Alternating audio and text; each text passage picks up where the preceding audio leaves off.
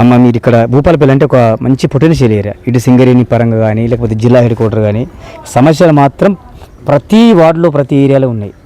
అయితే వీటి మీద అధికారుల స్పందన కానీ రాజకీయ నాయకుల స్పందన కానీ జరగాలే, నా ప్రజలంతా క్షేమంగా ఉండాలనే ఉద్దేశంతో GS85 నేరుగా ప్రజల వద్దకైతే వచ్చింది.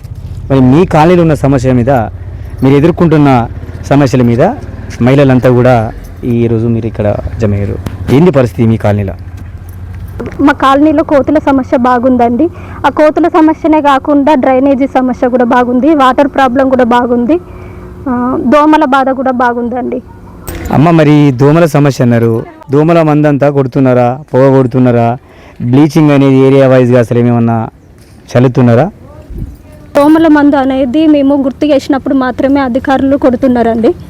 ఈ డ్రైనేజ్ కూడా కరెక్ట్ తీయట్లేదు, కాలువలు తీయట్లేదు అని చెప్తే కాలువలు తీసిన తర్వాత అది ఎత్తడం మానేస్తున్నారు. మేమే మళ్ళీ అంత ఎత్తుకొని చెత్తకుండి దగ్గర వేయడం జరుగుతుంది. ఈ కోతులు అయితే ఈ చెట్టు ఒకటి బాగుండేసరికి పొద్దున స్కూల్కి వెళ్ళే టైంకి ఖచ్చితంగా టైంకి వస్తున్నాయి అవి కోతులు. పిల్లల్ని స్కూల్కి పంపించాలన్నా షాప్కి వెళ్ళాలన్నా మాకు మస్తు భయంగా అవుతుంది.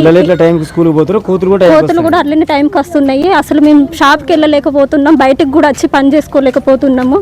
అవి ఇట్లా రోడ్డు మీదకి వచ్చినప్పుడే కాదు, ఇళ్లలోకి కూడా వచ్చేస్తున్నాయి కోతులు.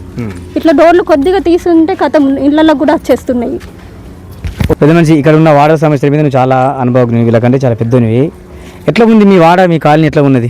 కోతులు టైం ప్రకారంగా అచ్చుడు, పొలగాళ్ళ తీసుకుపోవటానికి పోతే, ఇంకొకటి దోమలకు ఈ డ్రైనేజ్ పైన వేసిన బాపతి బిల్లలు పలిగిపోయి అవి ఆ వాసన ఇక్కడ నుంచి అక్కడ దాకా వాసన అది మంచిగా లేదు. ఇక్కడ డ్రైనేజ్ కాలు పైప్ పలిగిపోయింది, అది ఎన్నటి కాడికెలా ఉంటుంది, అది ఎవరు చావు మంచిగా చేస్తలేరు.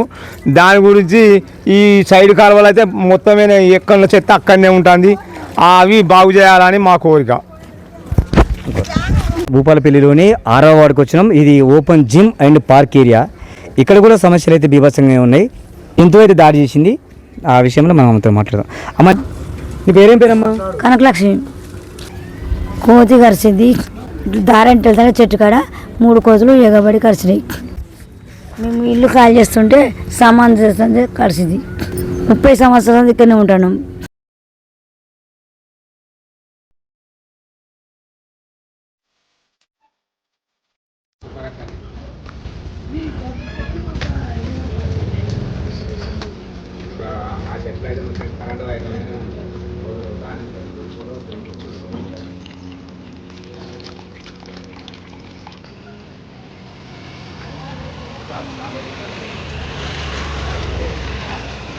సమస్యలు ఏవైనా మేమే మంచి కొన్ని డబ్బులు వేసుకొని చేసుకుంటే అవుతుంది. ఎవ్వరు దీన్ని పట్టించుకోరు. ఎప్పుడు ఒక్కసారి అంటే ఇస్తాం, అందరూ మామూలు పనులు చేసుకునేటోళ్ళే. ఇది కూడా అక్కడ వాటర్ ఉంటే ఇందులోకి కింద గుడ్డ పెట్టిన ప్లేసా? డ్రైనేజ్ వాటర్ పడతాయి. ఇది డ్రైనేజ్